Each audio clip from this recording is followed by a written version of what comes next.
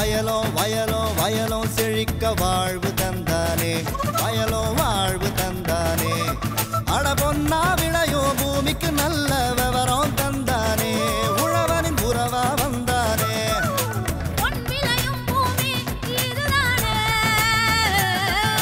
வயலோ வயலோ வயலோ செழிக்க வாழ்வு தந்தானே, வயலோ வாழ்வு தந்தானே. அட பொன்னா விளையோ பூமிக்கு நல்ல விவரம் தந்தானே, உழவனின் உறவா வந்தானே. தந்தன தந்தன தன தந்தானே, மண்வள பொங்கிட துணை வந்தானே. தந்தன தந்தன தன தந்தானே, மண்வள பொங்கிட துணை வந்தானே. மாத்தி யோசிச்சேங்க. இயற்கை வேளாண் உற்பத்தியில் வெற்றி கண்ட விவசாயி டிடி சுப்பு. இவர் காஞ்சிபுரம் மாவட்டம் மதுராந்தகம் தாலுகா ஜமீன் எண்டாத்தூர் கிராம விவசாயி ஆவார். பாரம்பரிய முறையில் முழுக்க முழுக்க இயற்கை வேளாண்மை செய்து வரும் இவர் மண்வளம், நீர்வளம், தயாரிக்கும் உணவில் விஷமில்லாமல் இருப்பதற்காக இயற்கை வேளாண்மையில் மாடுகளில் கிடைக்கும் சாணம், கோமியம் இவற்றினை பயன்படுத்தி ஜீவாமிர்த கரைசலை தயாரித்து பயிர்களுக்கு இட்டு வேளாண்மையில் அதிக மகசூலை ஈட்டி வரும் இவரின் அனுபவங்களை நம்மிடம் கூற கேட்டபோது,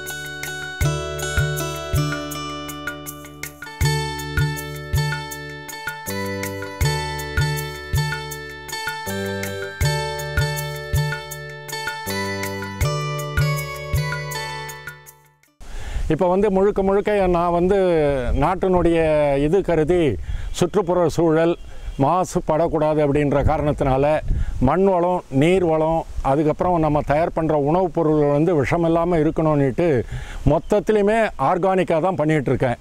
அதில் பார்த்திங்கன்னா ஆர்கானிக்காக பண்ணணும்னு போனதான் நம்ம கூட இருக்கிறது முக்கியமான ஜீவராசி மாடு. அந்த மாடால் என்னன்னா நமக்கு தேவையான நிலத்துக்கு மண் வளம் கொடுக்கறதுக்கு சாணம், கோமியம், பஞ்சகவியம் பண்ணுறதுக்கு எடுக்கிறேன். அதுக்கப்புறம் பார்த்திங்கன்னா அந்த மாட்டுக்காக கோஃபோர்னு ஒரு தீவன புல்லை போட்டிருக்கோம். அப்புறம் வேலி மசாலான்னு ஒன்று போட்டிருக்கோம். அதுக்கப்புறம் பார்த்திங்களா என்கிட்ட பலவிதமான இலை தழை எது களைன்னு நினைக்கிறனோ அதெல்லாம் ஒரு 2500 லிட்டர் தண்ணி கொள்ளளவு உள்ள ஒரு சிமெண்ட்டு தொட்டி இருக்குது.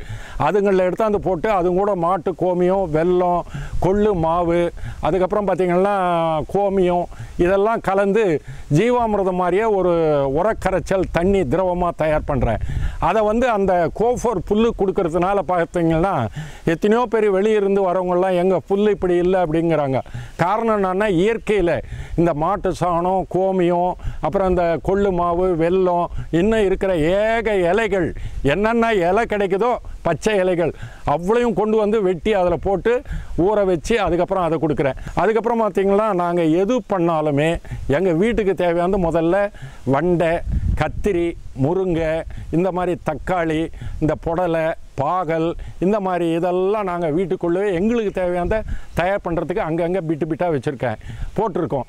அதுக்கு பூரா முழுக்க முழுக்க இயற்கை உரங்கள் தான். அந்த இயற்கை உரம் என்ன போடுறோன்னா பஞ்சகவியம் கொடுக்குறேன். பஞ்சகவியத்தை தயார் பண்ணுறதுல எனக்கு காஞ்சிபுரம் மாவட்டத்தில் ஒரு சிறப்பான நிபுணர்ன்ற மாதிரியே ஒருத்தர் அங்கீகாரம் கிடைச்சிருக்கு.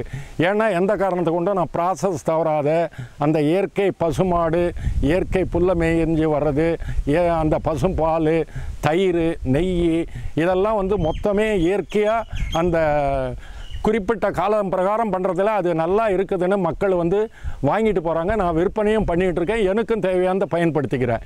அதுக்கு அடுத்தது பார்த்திங்களா ஜீவாமிர்தம்னு ஒரு கரைச்சல் தயார் பண்ணுறேன். அதுக்கு அடுத்து பார்த்திங்களா அமிர்த கரைச்சல்னு ஒரு தயார் பண்ணுறேன். அப்புறம் மூலிகை பூச்சி விரட்டின்னு 5 இலை கரைச்சல்னு ஒன்று, 21 விதமான இலைகள் இருக்குது மக்கள் பயன்பாட்டுக்குள்ள ஒரு அதாவது இயற்கை வழி வேளாண்மைக்கு. அதில் எதையாவது ஒரு 5 புளிப்பு, தோப்பு, இனிப்பு, கசப்புன்ற மாதிரி 4 இலையை எடுத்து நல்லா நல்லா இடித்து 5 கிலோ எடுத்து ஒரு 10 லிட்டர் கோமியத்தில் ஊற வைக்கிறது ஒரு முறை. ஊற வச்சும் போடலாம். அப்படி இல்லைன்னா நேரடியாக அவசரமாக இருக்குதுன்னா இடித்து அதை ஊற வச்சு ஒரு 5 மணி நேரம் 6 மணி நேரம் பச்சை தண்ணியிலே கலந்து கூட விவசாயத்துக்கு பயிருக்கு அடிக்கலாம். அதுக்கு அடுத்தது பார்த்திங்கன்னா மீன் அமிலம்னு தயார் பண்ணுறோம் சார். அது 1 கிலோ மீன் 1 கிலோ வெல்லம் எந்த காரணத்து கொண்டும் அதில் தண்ணியெல்லாம் கலக்கிறது கிடையாது. ஒரு 21 நாள் வச்சுருந்து அந்த அமிலத்தை எடுத்து நெல் பயிர்லேருந்து மொத்தத்துக்கும் அடிக்கிறோம். அந்த மீன் அமிலத்தினுடைய பயன் என்னன்னு சொன்னால் பார்த்திங்கன்னா ஒன்று பூச்சி விரட்டியாகவும் பயன்படுது, நமக்கு பயிருக்கு வளர்ச்சி ஊக்கியாகவும் இருக்குது. அது வளர்ச்சிக்கு நல்ல ஒரு இதுவாக இருக்குது. விவசாயத்துக்கு முக்கியமான இன்னொரு இடுபொருள் எதுன்னா பூமி வளமாக இருக்கணும் அப்படின்னு சொன்னாக்கா மண்புழு உரன்றது இன்றைக்கி உலகம் தழுவின அளவில் ஒரு பேச்சு. அதுவும் இந்தியாவில் இருக்குது. தமிழ்நாட்டிலையும் விவசாய பெருமக்கள் இப்போ கடைப்பிடிக்கிறோம். அது பார்த்திங்கன்னா ஆட்டு சாணம், மாட்டு சாணம், கோழி சாணம், கரும்பால கழிவு, அதுக்கப்புறம் நெல் விவசாயம் இந்த அரிசி ஆலையிலேருந்து அந்த சாம்பல் அதையும் எடுத்து எல்லாத்தையும் விகிதாச்சாரம் பிரகாரம் 1:2, 2:2, 1 அப்படின்ற மாதிரி ஒரு 5 விதமான பொருளையும் கலந்து இருக்குது பாருங்கள். இந்த மண்புழு உரம் தொட்டியில் போட்டு மண்புழு உரம் நாங்கள் தயார் பண்ணுறோம் சொந்தமாகவே. கேவிகேவினுடைய தொடர்பு இருக்கிறதுனால கேவிகேலேருந்து இந்த கோஃபோர் புல் விதக்கரணைக்கு அறிமுகப்படுத்தி சில விவசாய பெருமக்களை அனுப்புவாங்க. அவங்களுக்கு நாங்கள் இங்கேருந்து எடுத்து அதை 2 கண்ணுன்னு வச்சு துண்டு துண்டாக வெட்டி ஒரு கருணை ஒன்று 40 காசுன்ற முறையில் விற்பனையும் பண்ணிக்கிட்டு இருக்கோம். இந்த பஞ்சகவியத்தை கூட சிறப்பாக எப்படி பண்ணுறன்றதெல்லாம் பொதுமக்களும் நிறைய பேர் பார்க்குறாங்க. அதுக்கு ஒரு கருவியை நான் கண்டுபிடிச்சிருக்கேன். இந்த மாதிரி இன்னும் இருக்கிற ஏழை எளிய விவசாயிகளுக்கெல்லாம் நாங்கள் என்ன சொல்கிறோன்னா டோர் டு டோர் போய் நாங்கள் அவங்களுக்கு ஆடு வளங்க, மாடு வளங்க, கோழி வளங்க, அசோலா வளங்க அப்படின்னு சொல்கிறோம். இப்போ இந்த கோழி வச்சு இருக்கிறவங்க, கறவை மாடு வச்சுருக்கவங்களாம் அசோலாங்கிறது ஒரு பெரிய வரப்பிரசாதங்க. மேலும் விவரம் பெற விவசாயி டிடி சுப்பு அவர்களை 096060612649 என்ற கைபேசி எண்ணில் தொடர்பு கொள்ளலாம். இனி வருவது ஆலோசனை நேரம்.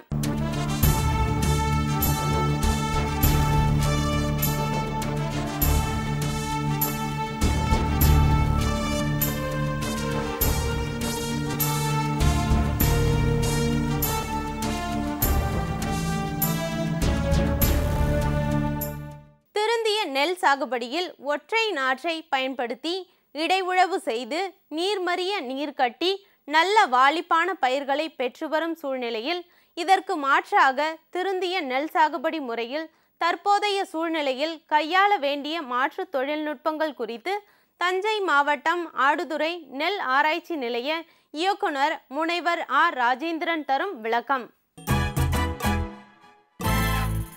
இன்றைக்கு இந்த ஆலோசனை நேரம் பகுதியில் விவசாயிகள்கிட்ட ஒரு முக்கியமான விஷயத்தை, அதாவது இந்த திருந்திய நெல் சாகுபடி முறையை பற்றி பேச ஆசைப்படுகிறேன். திருந்திய நெல் சாகுபடி என்பது எல்லா விவசாயிகளுக்கும் நன்கு தெரிந்த விஷயங்கள் தான். வயது மிகவும் குறைவாக உள்ள இளைய வயது நாற்றுக்களை, 15 நாட்களில் வயதுடைய நாற்றுக்களை அகல நட்டு ஒற்றை நாற்றாக நட்டு காற்றோட்டம் ஏற்படுவதற்காக இடையுழவு செய்து தண்ணீரை நீர்மறைய நீர் கட்டி வடித்து செய்யும்போது ஒரு நல்ல வாளிப்பான பயிரை பெற்று இதே திருந்திய நெல் சாகுபடியை விவசாயிகள் தற்போதைய சூழலில் மாற்றி அமைத்தும் சில முறைகளை கையாண்டு கடைபிடிக்கலாம். அதாவது இப்போ இயந்திர நடவு செய்கின்ற விவசாயிகள்லாம் இந்த இயந்திர நடவுக்கான பாய் நாற்றங்கால முறையாக இட்டு, இப்போ திருந்திய நெல் சாகுபடியில் ஒரு ஏக்கருக்கு 2 கிலோ விதைன்னு சொன்னோம்னா, இதுவே பார்த்திங்கன்னா இந்த இயந்திர நடவுக்காக விடக்கூடிய பாய் நாற்றங்கால்களுக்கு அதில் உள்ள தொழில்நுட்பங்கள் சற்று மாற்றி அமையும். விதையினுடைய அளவு சற்று கூடும். அது அந்த முறையில் 2 கிலோ இயந்திர நடவுக்காக எடுக்கின்ற பாய் நாற்றங்காலுக்கு ஒரு 8லிருந்து 10 கிலோ விதை போதுமானது. இதை இந்த மாதிரி முறையில் விடப்படுகின்ற அந்த நாற்றுகளை 18 நாட்களில் வாளிப்பான நாற்றுகளை நாம் உற்பத்தி செஞ்சு கொடுத்தோம்னா விவசாயிகள் கண்டிப்பாக இந்த இயந்திரம் வைத்து நடும்பொழுது அதிக நாற்றுகளை, ஒரு குத்துக்கு அதிக நாற்றுகளை வைக்காமல் நாற்று பட்டை தட்டி இருக்கும்பொழுது கண்டிப்பாக அது 2-3ஆக குறைய வாய்ப்பு இருக்கிறது. இதே இயந்திர நடு முறையில் வரிசையில் நட்டுவிட்டு இடையுழவு செய்வதற்கான சாத்தியக்கூறுகளும் இதில் இருக்குது. தண்ணீரை வடித்து கட்டுவது ஒரு பொதுவான பரிந்துரை. அது விவசாயிகள் பலரால் பள்ளக்கால் பகுதிகளில் செய்ய முடியாவிட்டாலும் குறுவை பட்டத்தில் இந்த திருந்திய நெல் சாகுபடியை சிறப்பாக செய்வதற்கு, ஏன்னா மழை வந்து அந்த அளவுக்கு அதிகமாக பெய்யாது, நம்மளுடைய நீர் பராமரிப்பு ஒரு துல்லியமாக ஓரளவுக்கு செய்யக்கூடிய காலகட்டம் அது. அதனால் தண்ணீரை வடித்து கட்ட வேண்டியது ஒரு பொதுவான பரிந்துரை. ஆனால் இடையுழவு செய்வதற்கான ஒரு சூழல் இந்த திருந்திய நெல் சாகுபடி போலவே இந்த இயந்திர நெல் சாகுபடியிலையும் இருக்கிறது.